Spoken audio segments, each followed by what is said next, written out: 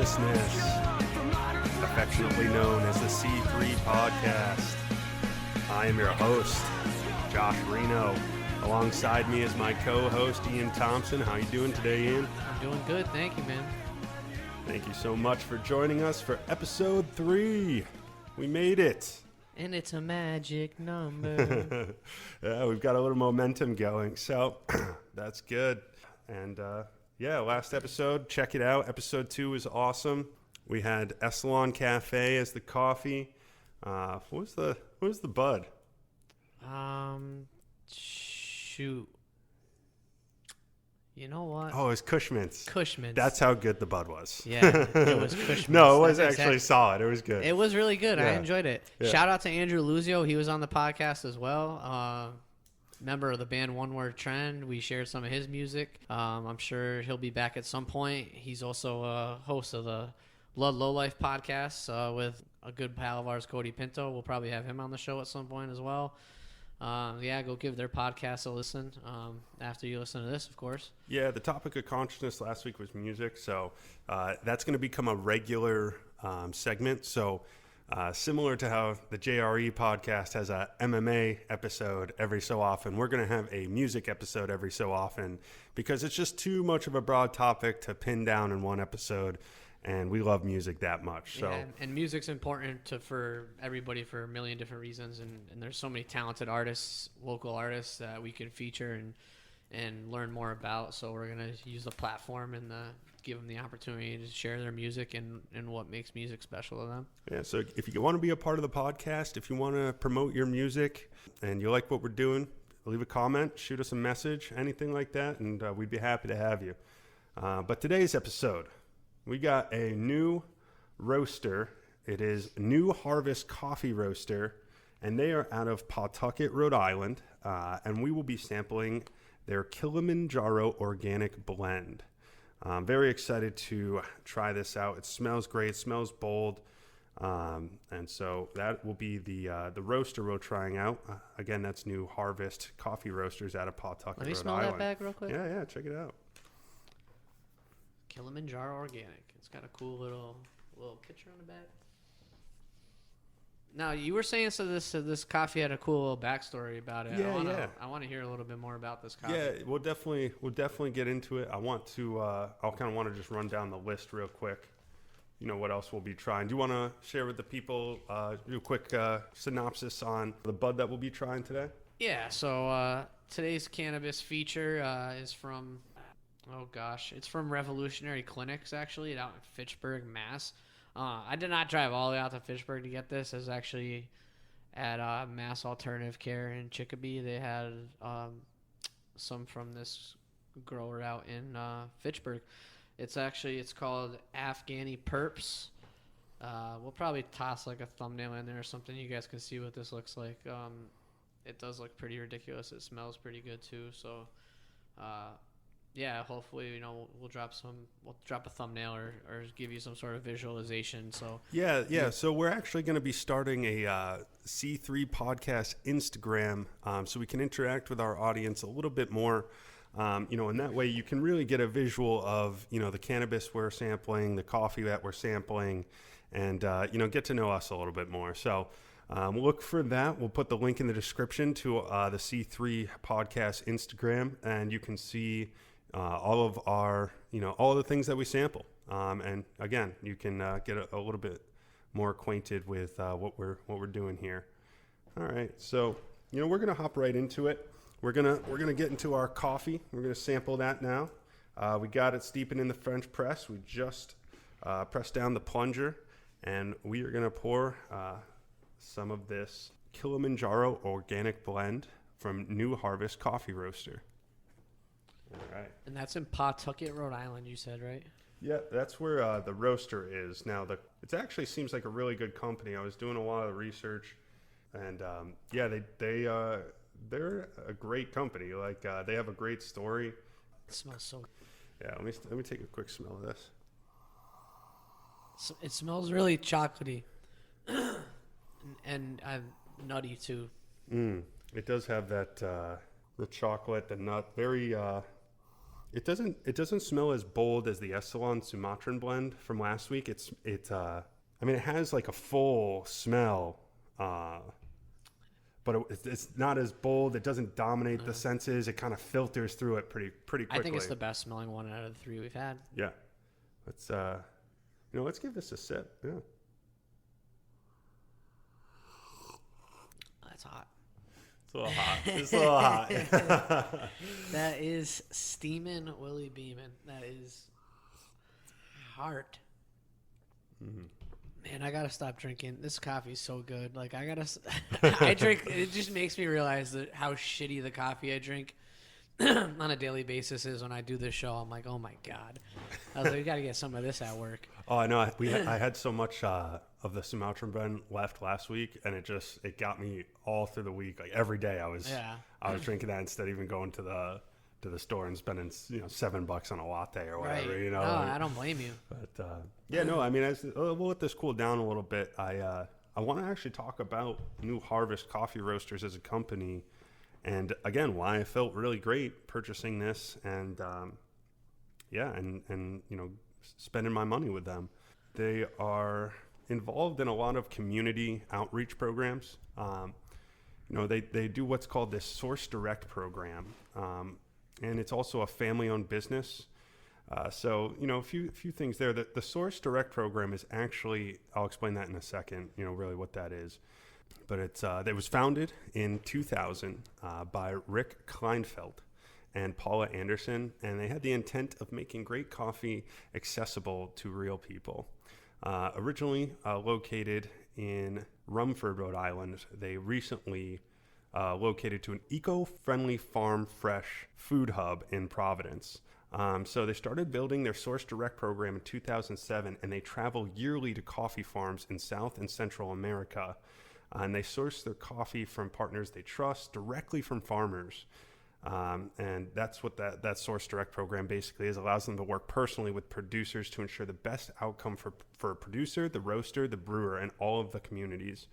They also pay 20% above fair trade minimum to their coffee roasters. So, That's awesome. Yeah, I thought that was great. Making sure these kids aren't getting exploited out there that are maybe probably working in picking coffee beans or doing whatever. Yeah, I mean, we joked a little bit last episode about labor costs in Indonesia. We joked about it, but I mean, that's a real thing. That's a serious thing. People. So at least it makes me feel a little better that we're supporting a cause that's kind of hopefully going towards kind of mitigating that kind of stuff. Yeah. So New Harvest Coffee Roasters, they actually donate and host fundraisers throughout the year for nonprofits, with particular focus on teens, literacy, women's health, and the arts. So, all good things about this company that I already like, and as well as their coffee. Let me take another sip now, just as it's cooled down. It goes down very easy. Yeah. You know what I've noticed, and the theme is that, and this is why I made the comment about I need to start drinking better coffee when I'm outside the podcast, because I think the only 3 cups of coffee that I've drank in the last probably my whole life that were on this episode that they're not acidic really. Mm-hmm. I'm not they're smoother than your pot of office coffee. Oh yeah.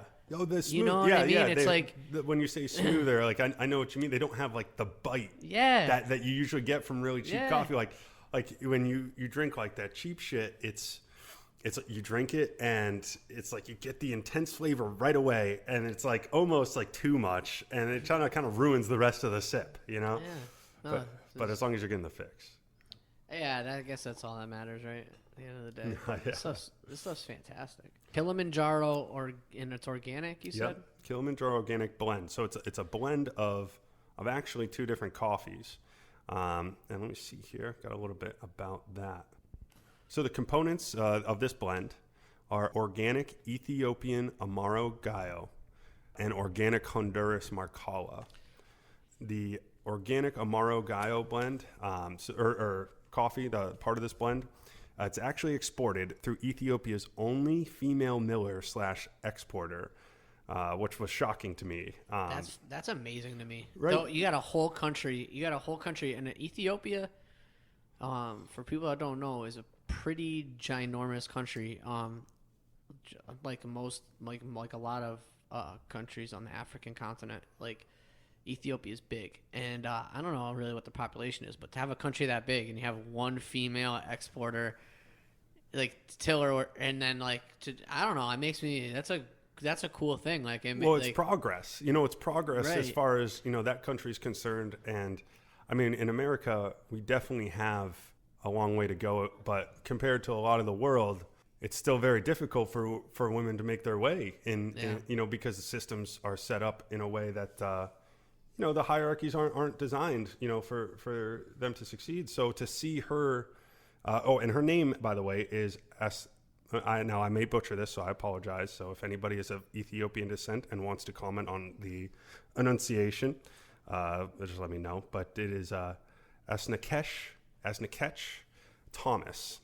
She's native to the Amaro region. Let's get her on the podcast. Yeah. Let's get her on. Hey, yeah. If you're listening, come on. We'll do it.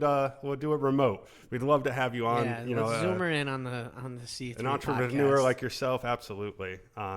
So she decided in 2005 to return to Ethiopia and improve the coffee quality and living conditions of her community. Her coffee is scrupulously harvested, sorted, and milled at her own facilities, allowing her remarkable control over her crops. It is said to be very strict in selecting which coffees will be processed at her washing station and mill, choosing only ripe and ready berries. So, it sounds like she's got, her thumb on her company. She's very, strict about, how she operates. I like the sound of this woman, Yeah, I like her moxie. Yeah. And then also it says the farm continues to invest back into community in the form of funding, training, and other initiatives such as local women in coffee organization. And you'll like this one, a junior soccer football team in the youth for the youth in the area. Oh shit. That's awesome. Yeah. So every sip of this is just getting better. And then, and this is the Honduran side of the blend for this Kilimanjaro blend here. So it's a conglomerate of farmers. Right.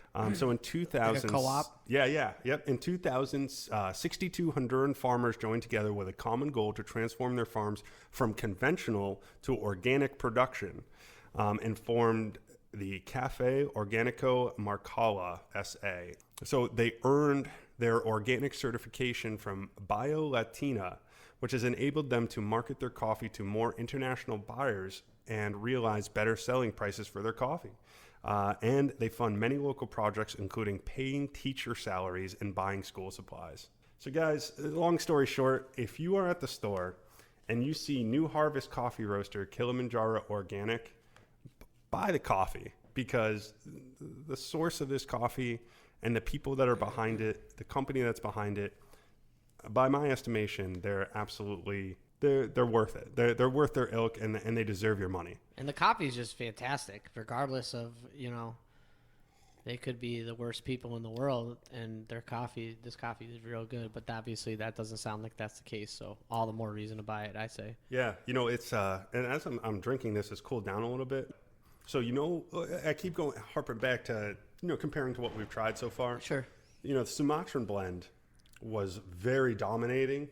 So the flavor dominates at the beginning, but it tapers out to like the lighter flavors. Like I'm getting like this like hint of blueberry, almost almost kind of a fruity taste on the back end. It's a super sweet coffee. Like a smoky berry. It's a great combination. Definitely is good. I think it's been my favorite. We've only had 3, but this is my favorite so far. Just the flavor profile, the smell. Yeah, I like everything about this coffee. I found out that this is grown at an elevation between 4,500 and 5,500. Yeah, so it turns out, guys, elevation, it does matter. I guess the higher the elevation, the harder it is for the crop to grow. So, which obviously the higher the elevation, sometimes the more pricey the coffee gets. But as far as how it affects like the flavor, is like from my understanding, and like obviously I'm not an expert, but just from what I've understood, is because it's grown at the elevation in the slopes, is the water doesn't sit in the soil. So it kind of like rushes through the plants, and the plants kind of just get what they need. Yeah. And so they don't like the cherries and the fruit of the plant don't get like over bloated. Right. So like they kind of store more of those sugars and less of like the water and all that other stuff. And because they're getting less water saturation, they're like less likely to inhibit like disease and stuff like that. Yeah. So like it's like just a healthier coffee bean. From my Yeah, the understanding. environment. Yeah, so from my understanding, like the higher elevation or the lack of oxygen, which must be stresses the plant a little more, which causes the maturation process to take longer, which gives the bean more time to develop the sugars and the flavor. So I was like half right. No, I get it. No, I was like, I know it affects it somehow. And then growing it on a mountainside, like on a slanted surface, so that keeps the fruit from getting too bloated, and it causes for a more dense fruit. Because it's like naturally draining. Right, right. And so there's a chart that here makes sense, that I just brought up. So anything that's 5K elevation and above is going to have fruity, floral, spicy so that makes sense taste then. to it. Yeah. I don't remember if you said what this elevation was, but I know Ethiopia itself is a very highly elevated country. Yeah. Like the average height is like well above sea level. Yeah. And I know like that's a big reason why they have like successful like Olympic runners and stuff is because like their endurance runners are running at like high an altitude elevation. mask. Yeah. Yeah, they're like doing that all the time. So like it would make sense that like the coffee they grew there would kind of like have that same like strength. You know what I mean? Oh, 100%. And so 3K to 4K gives it a chocolate, vanilla, or citrus flavor. 2 to 3K is sweet and balanced. And everything else is screw that. Everything else is just okay. But you're looking for a high elevation coffee if you want quality. And also, because of all the stress on the plants, there are less successful plants that make it through. So that's why, a higher elevation coffee will probably cost you a little bit more. But the flavor's definitely there. And I can believe that, just by testing what we've tested. So we'll give it up to New Harvest Coffee Roasters Kilimanjaro Organic Blend. Again, give it a try. It's very good. I'm very impressed. Again, non-biased opinion. These are just out here just kind of doing the research on our own and just kind of getting into it. I think it's pretty cool. So, just our honest opinion. Go out and try it and let us know what you think. Again, comment, subscribe. Let us know if you have any suggestions for future coffees. We'd like to hear what you think and then kind of give you our comparisons. That'd be cool too. So let us know. But I think you got a lighter on you. Shit. You know what? Do something different today. I got one for you and I got one for me. Oh, thanks, friend. Yeah, so we'll do it. Here you go. I got a lighter for you and a lighter for me. There we go. All right, guys. So we're moving on to our next segment here, and that is cannabis. And today we will be sampling Afghani Purps. And I got to be honest, guys, when Ian showed me this weed, and you guys can check it out on our Instagram, we'll have some pictures up. It was beautiful. And I mean beautiful. Let me take a look here. I'll just give you guys this little description. They're very dense nugs. Oh, very dense. Very when you it's a perfect nug. Definitely show nugs. You got the primo from there. They're show nugs exactly. It looks similar to a bud I've tried called Cheese, where it's kind of like it's not. It's almost like flaky, small, you really could just basically shake this into breaking it up. Exactly. Now it's not dry, but that's kind of the consistency of it. As I break it open a little bit to smell it, earthy and lemon at the same time. It's funny you said that because as I'm smoking this, the biggest thing I was gonna say is it is very earthy. It has a very earthy taste when you're burning it. Yeah, the smell had a bright smell, like an uplifting, like a clean smell almost, I gotta get my buddy Chop on the show. He's Chop. He's a marijuana cultivator. He would know lot more about these strains and stuff by looking at him. I definitely want to get him on the podcast at some point because he's like one of those people. Like he knows so much about weed, so I think he would be cool to have on.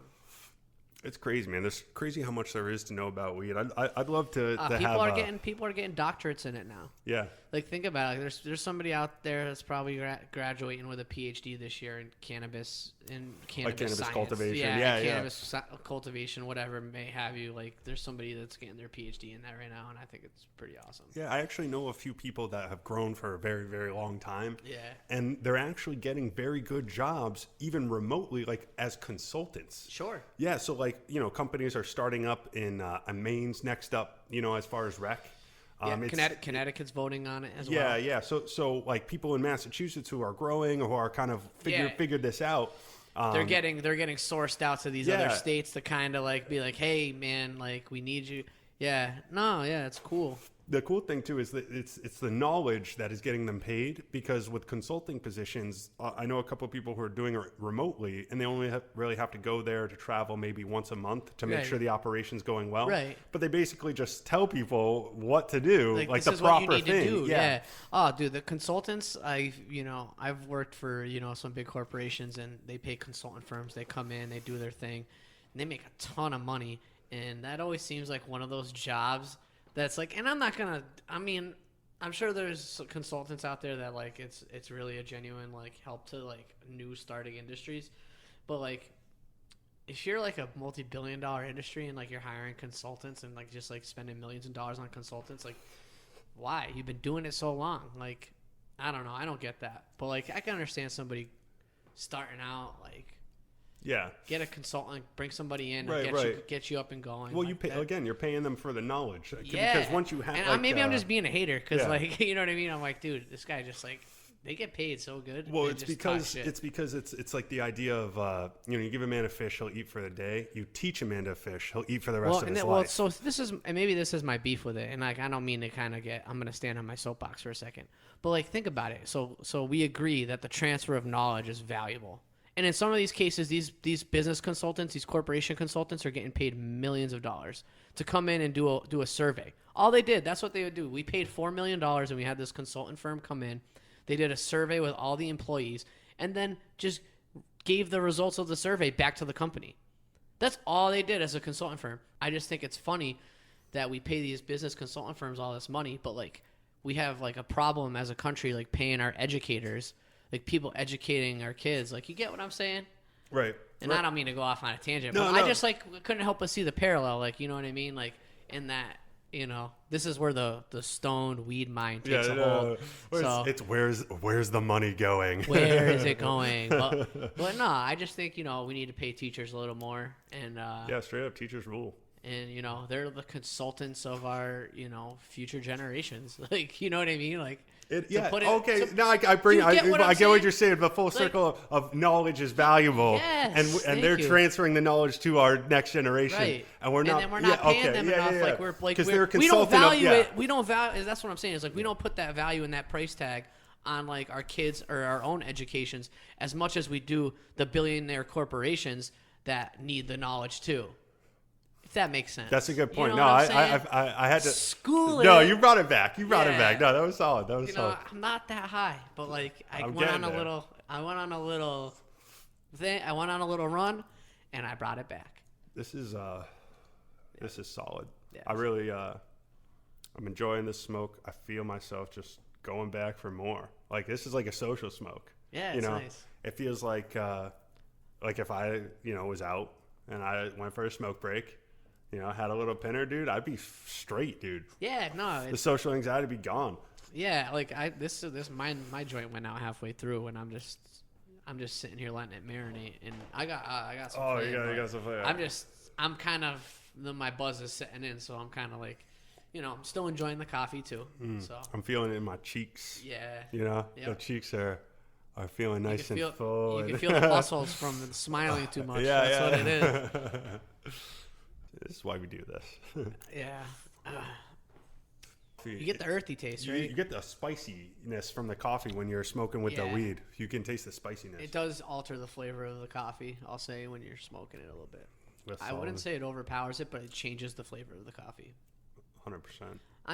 Not even necessarily for the better. I don't know if I necessarily would say these two pair good together. Like, I think they're pretty good separately on their own. They don't ruin it for each other. I don't think they ruin it for each other, but I just don't think they... No, you're right, though, because I think the ones that have paired the best so far was Yeah. the first episode. That's what paired... Like, so I think there's a difference. I think we can evaluate the cannabis on its own, evaluate the coffee on its own, and then kind of see how they go together. But if I could say these guys, they don't have great chemistry. All right, so... Yeah, these are good. That's my These are good non-professional... respectively. Yeah. Yeah. I can agree with you there. I actually think the weed is more enhanced by the coffee than the coffee being enhanced by the weed. Agreed. Yeah, because the earthiness is much more, I don't know, it's a little more gruff. But I like It that. takes more steps out of the coffee than it does the weed. Now I feel like I'm smoking a doobie. But I will say this: must have been a good cup because it's pretty much my coffee's almost expired, almost gone. Yeah. So guys, that's going to be our Afghani Purps. Afghan Purps. And that Purple is- alert. That is from You know what? I need to maybe another high tangent. Afghani Purps. Why can't we call it Afghani Purple? Is there like one that's already? Is it like a cousin of like Afghani Purple, and they're just like calling it Afghani Purps? They reached their character limit. Yeah, they reached their character limit. They're like, all right, what are we going to delete here? We'll just call it Purps. Yeah, the stats on this are kind of nice. 22.8%. I like that. I don't know. I got to say, this is a little bit more straight to the dome. I want to say, if I remember correctly, and I'm sorry that I don't remember positively, so I'm speculating. I want to say that this is a hybrid. All right, yeah. So All right, I don't yeah, know. yeah. I think it's a hybrid. I'm just gonna go with that because if you're not sure one way or the other, you just call it a hybrid, and people are like, oh, all right. So this is Afghan Purps from what's the dispensary, Ian? Mac, but Yeah, I got it from Mass Alternative Care, which is a really good dispensary in the Western Massachusetts area. It's pretty much on the Springfield Chicopee line. But the actual marijuana is from Revolutionary Clinics. It's out in Fitchburg, Massachusetts. So a little bit of ways away from really Western Mass, but still not that far of a drive. Or if you're listening out in the Worcester area, then I would, if you want to, happen to be listening in the Worcester area, go head out towards Fitchburg. Was that closer? Is Fitchburg closer to Worcester or Boston? I think it's like the halfway point. It's like right in between, right? Yeah. Because So- like that's where you catch the train or something into Boston, I right? know it's I would damn. That's a question for a different day. Is Fitchburg Central Mass or Eastern Mass? Let us know in the comments. Yeah, somebody from Fitchburg, let us know. Shit. So we're going to be moving on to our next segment, and that is the topic of consciousness of today. And that's friendship, Ian. Friendship. Now, I picked friendship as a topic because as brainstorming through this, I kind of realized how important friends have been to me, and how even at like a young age, I've watched my son, Vincent, like make friends on the playground. Sure. And trying to wrap my head around what that might mean to him, and how that will help him grow. So it's an active part of life. And so it's definitely a good topic for the topic of consciousness today. So Yeah, no, it is an interesting thing. I think friendship is important. I'd agree. I think we think about it. Like, your friends are some of the biggest influences in your life. Like, when you grow up, like pretty much for most people, like who you surround yourself with is going to directly like affect like whether you're like successful in life or whether you're happy or. yeah, they say you are who your friends are. Yeah. It's a cliche, Yeah, but but like there's diving some deeper into it, There's some truth to that. You know what I know? mean? I'm a firm believer, and I think if you surround yourself with people that genuinely want what's best for you and want to do better, like, you're gonna be better. And I do think, like, that good friendships are important. I think bad friendships are important too because they're learning lessons. Well, I've always wondered too, like, why have friends, or like why do we make friends and or need them? I feel like at first, like when you're young, when you're like a little kid, the first reason you make friends is because it's like you're affirming, like, oh, you like this, I like this thing too. Like that makes me feel like I'm okay, like I'm accepted. Like you start to have this feeling, you're just affirming reality with other people, and it's kind of like you're affirming similar realities. So like it's that's like your first dip into culture. It's right. it's like your first dip into like your. I don't want to. Yeah, I guess you could use the word. It's like your first dip into like the social programming, Right. where you're like, okay, like. Well, I mean, it's like You're developing your social norms, like, and you're like you like climbing the monkey bars. Oh, I like climbing the monkey bars. So it's one of those things where I just watching him connect with other children and like kind of becoming friends because of their similar agreement on things. And he's kind of new to it, but I think that's why we become friends in the beginning is just an agreement on the things that we enjoy, and that makes us feel accepted. Yeah, you know? I agree. And then as we get older, though, I feel like our circles get smaller. You know, like you kind of go through the stage of like having a lot of friends that you want to hang out with all the time. Right. Like, you know what I mean? You feel like you can't hang out with everybody, and you don't realize that. Yeah. And then you have to like pick your quote unquote top 8. You know? Yeah. I don't know. I agree, and I think like, friendships and relationships have like weird dynamics like that, where they kind of like, even if because I mean, I'm sure you have friends like that too, though, where even though you guys like. You fall out. You not necessarily fall out with somebody, like not in a negative way, but like you naturally progress through your life and happen to go one way and they go the other. But I think a lot of times is, even though you might not consider that person still your friend, you guys probably still would have that connection, like if you guys met up, or you know what I'm saying? Like, yeah. And I think psychologically people put up barriers, which is why I think friendship's like an interesting thing. Because it's like such a dynamic, like complicated. Maybe we overcomplicate it, but like I think like there's just a lot of dynamics to like friendships, past friendships, ex friendships, and just things like that. You know what I mean? Yeah, I think about why I have a smaller circle the older I get, or it's maybe more selective, is because I know myself a little bit more. I know who I am or what I am, and what I need and what I can give, as far as a friendship, or you know what I mean? Yeah.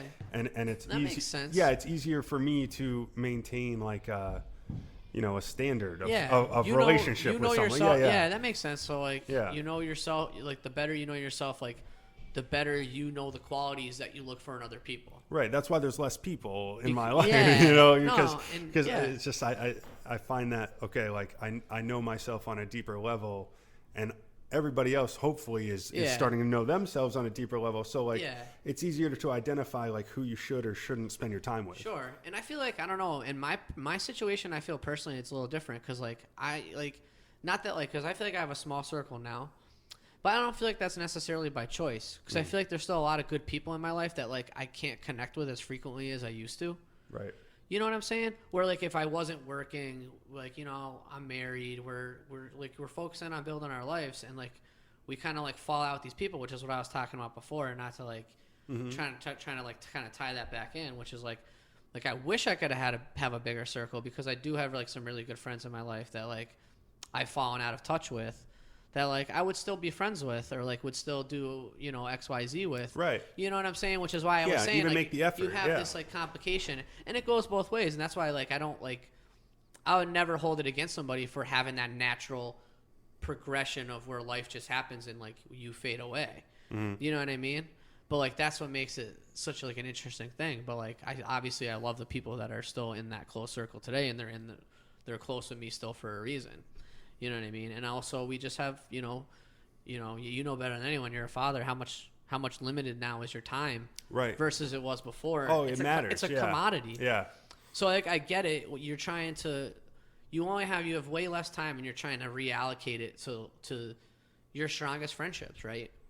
And the things that are still the bonds that are tightest, maybe, or just, some of it is circumstantial too. You know what I mean? Like we say, or like I was kind of saying at the beginning of my rant. See, I'm getting my soapbox again. But like it's circumstantial. You have a good friend, they get a job offer, they move across the country. Oh, like word. you still like, you know, things Yeah, like that, yeah, and like it yeah. happens. So Yeah. like, I don't know. Shout out to all the old friends out there. Yeah, You know what I mean, dude. man? I miss still, you all, yeah, and still I'm love you guys. sorry, but I miss you all too. Yeah, no doubt. Yeah, you know, it's interesting. It's like how, and I thought about how would I like make a new friend like now, like today, you know, Yeah. like how do we decide now? And it's funny because And you know what it is? And I'm going to say this, and it might sound cliche, and maybe it's not, or maybe it's some just like wisdom I'm dropping. You always meet friends on accident.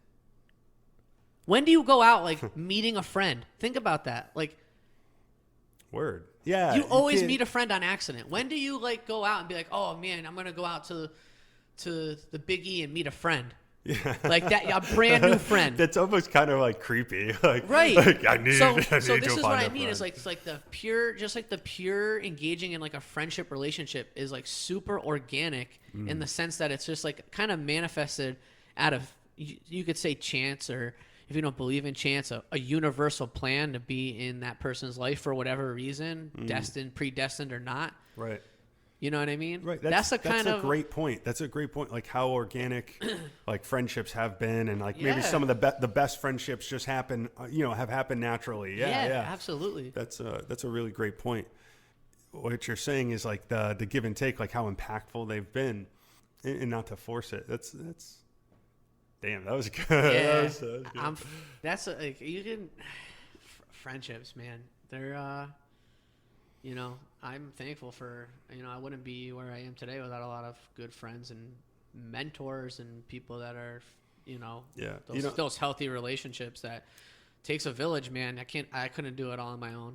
Yeah. I mean, I think about how like we kind of became closer friends, and Well, and like, you know what I mean? Back to the thing, like it wasn't like pure accidental. Yeah, like I knew you in high we're- school. We graduated. Yeah, together, no doubt. you know, Yeah, we like- weren't like strangers, you know what I mean? But like definitely like how we kind of connected is just like funny kind of playing on that. Like, Yeah. I don't know. I feel like sometimes people just vibrate at the same frequency and we kind of just were. Yeah, things kind of lead to each other. Yeah. Like, and it was interesting too. Like we had a lot of like existential similar social media Yeah, posts, and just I was just like, oh yeah, Ian's on the same shit I'm on. Yeah, yeah, and that kind of and- jolted the idea of For like sure. hey, maybe we'd get along, because it was just like you said, time is valuable, and meeting new friends and just finding people who are interested in the same thing as you. Yeah. It's like, like that just kind of happened naturally, just a notice of being into the same shit and just. Well, it's like, yeah, like it's like how things like a resonating frequency. Like, it's like a resonating frequency. That's like how I would say like is the circumstance of our friendship. You know what I mean? Right. And so you can't always match frequencies. Maybe that's why people move on. Like, and yeah. it's just You guys start the vibration tuning is out. leading them somewhere else. And it's, Yep. And you're going to attract that like vibration. You guys are like, I don't know. Yeah. Just some fucking nonsense, but it's truth, I think. Like, Yeah, do you know, that's- like, do you remember your first friend? Like as far back as you can go, what's the first friend you had? Even if it's imaginary, bro. I don't care. Did you have an Nah. imaginary friend? well, honestly, like it's going to sound corny as fuck, but my first friend was my big brother. Word. You know what I mean? We're 15 months apart. We're virtually like the same age. We had so much of the same friends growing up, like in the neighborhood and stuff. Like I went like my brother, dude. As corny as it is, like he was like that first like friendship. We did everything together. Yeah. Played on vacation, played Sega, like first everything. Like Yeah, played just- catch in the We're backyard. always together. Like, First yeah. fight. You know what I mean? Like the first everything. Like you know what I mean? It's hard, to ignore that. Yeah. Is this Wes? Yeah. Yeah. Yeah. There was. Yeah. Yeah. This Good is guy. Willie. Great guy. Yeah, he's a great human being. Funny. Great storyteller. Yeah, he's good. He's good just- shit. No, that's a good answer. That's a good answer. This kid, Nick Shank, he was my dad's best friend's son, and it was like they wanted us to be friends, Yeah, but so- we totally got along. Yeah, and yeah, like that's cool. He was cool. I was cool. I think we were like 5, and then like. Maintained a friendship for like, until we were like 10. And then, we moved away and Sure. stuff like that. Life happened. Yeah. But always, we still like message on social media, man. That's It's what I'm- crazy that's because what I'm like saying, staying right? in touch with them and being able to just like say, hey, what's up? How are things? Like, you know, and then like kind of like leave it at that and just know he's doing good. Like, and it's awesome. That's I guess a benefit I could say. Like in a way, social media has enhanced friendships, but also maybe, you know, soured some as well. But like honestly, being able to stay in touch with some people that also wanted to stay in touch with me is pretty cool. Yeah. I think that's the whole reason like old people started using it. Think about it, like I feel like anybody like boomers, like finding old friends. Yeah, reconnecting. Damn, yeah. Getting divorced at 60, 65, and they're like, oh, maybe I'll give this social media thing a try. Not that there's anything wrong with that. Listen, I support relationships of all ages. Sure. Except that, you know, all legal ages. Yeah, it goes out. Yeah. I'm stoned. When I'm high, like I can't like remember what I said like 2 seconds ago. Like so I get on a topic and like I start talking and like I'm like, oh, what led me to here? And like I can't remember, but I don't want a long awkward silence, so I just keep pushing through the conversation, no matter how off topic I might be or how stupid I might sound, versus having that awkward silences. I'm just pushing through without my short-term memory. I'm like Dora from Finding Nemo. I'm like in my head. I'm like, what have I been talking about, and where am I going to go with it? And I'm honestly just winging this. That's funny. This is some good content here. All right, man. All right, thanks for listening, guys. Yeah, I don't know how else to end this. Please subscribe, C3 Podcast. Like and subscribe. Comment. Let us know. Suggest some coffee. Suggest some weed. We'll look out for some guests to come on the show in the future, musicians, artists alike. Yeah. Teaser for our next episode. Topic of consciousness will be mythology. Ooh, I like that. Yeah. Mythology. Yep. And that's a topic, like, not to brag, like I know a lot about mythology. Oh, do you? Yeah. You play the God of War games? No, I mean, like, no, I studied history. Like, I was a history major. Oh, word. Yeah, okay. that's right. Yep. So, like, oh my God, you're finally gonna come in handy. Yeah, exactly. There's certain pantheons that like I know a lot more of than others. You know what I mean? I just know more about some pantheons than others. So, all right, guys, see ya. Peace. Peace.